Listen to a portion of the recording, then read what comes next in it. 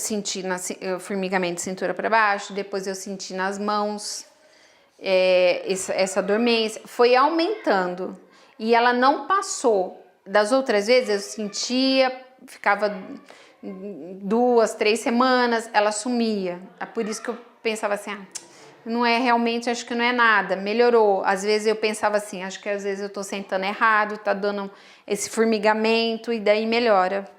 E não era, né? Primeiro momento eu fui no ortopedista, achando que é alguma coisa que tá pincelando na coluna que tá dando esse formigamento. Essa dormência, você perde a força. Para pegar um copo, eu tinha que pegar com as 2 mãos. Que eu comecei a perder a força mesmo. Você não consegue, você perde a força. Quando chegou no diagnóstico, que eu fui lembrar que quando meu filho ainda era pequeno, eu cheguei aí no médico também, porque eu tinha sentido isso. E daí passou numa consulta que eu fui do pediatra dos meus filhos, eu expliquei o que eu estava sentindo, se eu agachava eu não conseguia subir, que eu comecei a tomar banho, eu sentia o banheiro girar, que nem, sabe, labirintite? Eu tinha essa impressão. Eu lembro que ele falou assim, você tá sentindo isso há quanto tempo? Ele disse assim, você pode marcar urgente um neuro. Eu lembro que era um feriado de abril, a gente estava com viagem marcada, ele falou assim, não senhora, a senhora vai ter que ficar internada para fazer pulsoterapia. Ele falou, não, é muito sério, não é uma brincadeira. Eu falei, mas é um quê? É um câncer? Ele falou, não tem nada a ver com câncer, Eliane, pelo amor de Deus. Mas vai fazer uma ressonância. Eu fiz a ressonância e voltei. Ele falou, então, é isso mesmo que eu imaginava. A sua doença é esclerose múltipla. Fiz mais alguns exames, fiz o líquor na coluna, e alguns potenciais evocados, alguns outros exames que realmente fechou no diagnóstico.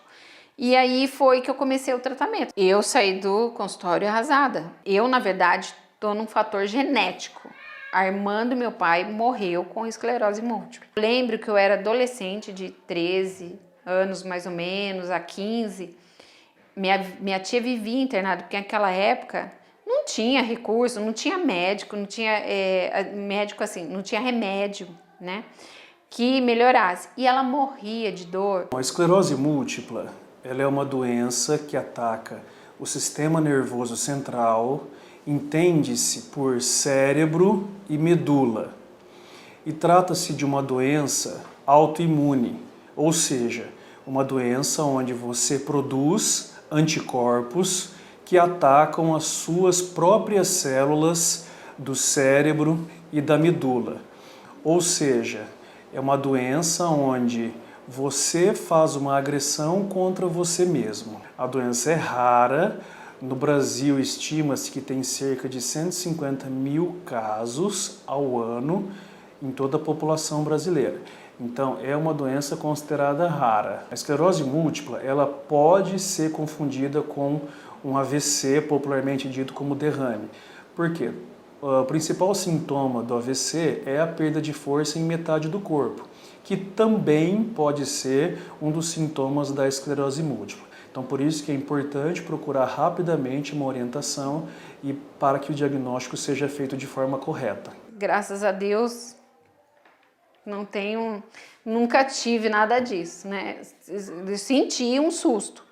Não vou dizer que não, na época assustei, mas hoje o recurso, medicação, é outro mundo, a gente está em outra, né? Se a gente deu o surto, a gente não entrar com a medicação, ele não volta. A lesão que eu tenho, nas partes que eu tenho, na ressonância mostra. Ela existe, toda a ressonância que eu faço, que a gente tem que fazer um acompanhamento de 6 em 6 meses, para ver se essa lesão não está sendo aumentada ou se está com outro foco, a gente tem que acompanhar. A doença não existe cura.